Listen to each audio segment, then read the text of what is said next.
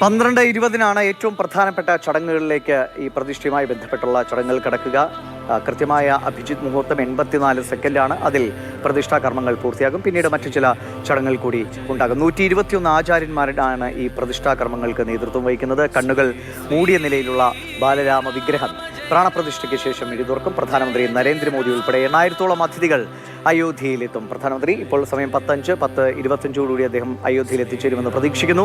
പൊതുജനങ്ങൾക്ക് നാളെ മുതലാണ് ദർശനത്തിലുള്ള സൗകര്യം ഉണ്ടാവുക. അയോധ്യയിൽ നിന്നും ബി ബാലഗോപാൽ, അനൂപ് ദാസ് എന്നിവരോടൊപ്പം കേരളത്തിലെ വിവിധ ക്ഷേത്രങ്ങളിൽ നിന്നും ഞങ്ങളുടെ പ്രതിനിധികൾ ചേരുന്നുണ്ട്. കേരളത്തിൽ മിക്ക രാമക്ഷേത്രങ്ങളും മറ്റു ക്ഷേത്രങ്ങളുമൊക്കെ ഇതുമായി ബന്ധപ്പെട്ട പ്രത്യേക ചടങ്ങുകളുണ്ട്. വയനാട്ടിൽ നിന്ന് കമൽ, പത്മനാഭസ്വാമി ക്ഷേത്രത്തിൽ നിന്ന് ജിബിനുണ്ട്, ബിനിൽ കൊച്ചിയിൽ നിന്നും ജെയിൻ ചേരുന്നു. ഒപ്പം തന്നെ അർജുൻ പീതാംബരൻ ഡൽഹിയിൽ നിന്നുണ്ട്, തൃപ്രയാറിൽ നിന്നും ലിഷോ എന്നിവരും നമുക്കൊപ്പമുണ്ട്. ആദ്യം അയോധ്യയിലെ വിശേഷങ്ങളിലേക്ക് തന്നെ പോകാം. ബാലഗോപാലും അനൂപ് ദാസും ഉണ്ട്. ബാലു, ഇനി വളരെ കുറച്ച് സമയമാണ്, എല്ലാവരും കാത്തിരിക്കുന്ന നിമിഷമാണ്, ഏറ്റവും ഒരു തിരക്കേറുന്ന സമയമാണ്, വലിയ സുരക്ഷാ സംവിധാനങ്ങളുണ്ട്. എങ്ങനെയാണ് ഈ അവസാന മിനിറ്റുകളിൽ, കഷ്ടി 2.5 മണിക്കൂറാണ് അവശേഷിക്കുന്നത്? ഈ പ്രാണപ്രതിഷ്ഠാ ചടങ്ങിൽ പങ്കെടുക്കുന്നതിനുള്ള വിശിഷ്ട അതിഥികൾ ഇപ്പോൾ എത്തിക്കൊണ്ടിരിക്കുകയാണ്. മുഖ്യമന്ത്രി യോഗി ആദിത്യനാഥ് അല്പസമയം മുമ്പ് പ്രാണപ്രതിഷ്ഠാ ചടങ്ങ് നടക്കുന്ന വേദിക്ക് അവിടെ ഈ വിശിഷ്ട വ്യക്തികൾക്കും മറ്റും സജ്ജീകരിച്ചിരിക്കുന്ന വേദിയിൽ എത്തിയിരുന്നു. 10 മണിക്കുള്ളിൽ എല്ലാ വ്യക്തികളെയും, അതായത് ഈ വിശിഷ്ട വ്യക്തികളെയൊക്കെ, ക്ഷണം ലഭിച്ച വിശിഷ്ട വ്യക്തികളെയൊക്കെ ഈ അവരുടെ പ്രവേശനം പൂർത്തിയാക്കുമെന്നായിരുന്നു അറിയിച്ചിരുന്നത്. പക്ഷേ നമ്മളിപ്പോൾ നിൽക്കുന്നത് രാംപത്തിലാണ്. രാംപത്തിൽ നീണ്ട നിരയാണ് വാഹനങ്ങളുടെ, ഈ പ്രാണപ്രതിഷ്ഠ ചടങ്ങിൽ പങ്കെടുക്കാൻ വേണ്ടി വന്നിരിക്കുന്നവരുടെ നീണ്ട വാഹനങ്ങളുടെ നിരയാണ് നമുക്കിപ്പോൾ കാണാൻ വേണ്ടി കഴിയുന്നത്.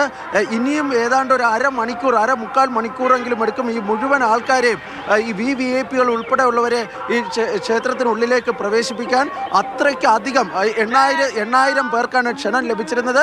ഇതിൽ 7,000-ഓളം പേർ ഇവിടെ എത്തിയിട്ടുണ്ടായിരുന്നു എന്നാണ് ഇന്നലെ വൈകിട്ട് ഉത്തർപ്രദേശ് സർക്കാർ അറിയിച്ചിരുന്നത്. ഇന്ന് രാവിലെ കുറച്ചുകൂടി പേർ എത്തിയിരിക്കാം.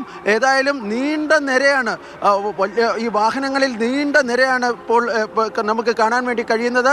പല പ്രമുഖരും ഇതിനോടകം തന്നെ എത്തിയിട്ടുണ്ട്. സുപ്രീം കോടതിയുടെ മുൻ ചീഫ് ജസ്റ്റിസ് UU ലളിത് അല്പസമയം മുമ്പ് ഈ ചടങ്ങിൽ പങ്കെടുക്കാൻ വേണ്ടി എത്തിയിരുന്നു. അതുപോലെ തന്നെ ഹേമമാലിനി, ചലച്ചിത്ര താരം ചിരഞ്ജീവി, അതുപോലെ രജനീകാന്ത്, അമിതാഭ് ബച്ചൻ തുടങ്ങിയവരൊക്കെ എത്തിയിട്ടുണ്ട്. പ്രധാനമന്ത്രി നരേന്ദ്രമോദി 10:25 അദ്ദേഹം അയോധ്യയിൽ അദ്ദേഹത്തിൻ്റെ വിമാനം ഇറങ്ങുന്നതാണ്. പ്രധാനമന്ത്രിയുടെ വിമാനം അല്പസമയം മുമ്പ് ഈ ഡൽഹിയിൽ നിന്ന് പ്രത്യേക വിമാനത്തിലാണ് അദ്ദേഹം വരുന്നത്. ഡൽഹിയിൽ നിന്ന് അദ്ദേഹത്തിൻ്റെ വിമാനം യാത്ര തിരിച്ചിട്ടുണ്ട്. 10:25 ഈ അയോധ്യയിലെ വിമാനത്താവളത്തിലെത്തുന്ന മോദി പിന്നീട് ഈ ക്ഷേത്രത്തിന് സമീപത്ത് സജ്ജീകരിച്ചിട്ടുള്ള ഹെലിപ്പാഡിൽ 10:45 തുടർന്ന് 10:55 മോദി ഈ വേദിയിലെത്തുന്നത്. അതോടുകൂടി ഈ പ്രാണപ്രതിഷ്ഠാ ചടങ്ങിന് ആരംഭിക്കുന്നതായിരിക്കും.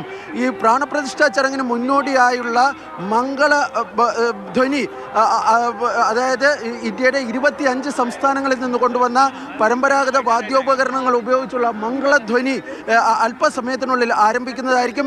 അതാണ് ആദ്യത്തെ ചടങ്ങ്. ആ മംഗളധ്വനി കഴിഞ്ഞാൽ ഉടൻ തന്നെ ഈ പ്രാണപ്രതിഷ്ഠ ചടങ്ങുകളിലേക്ക് കടക്കുന്നതായിരിക്കും. 84 സെക്കൻഡാണ് ഈ മുഹൂർത്തം ഉള്ളത്.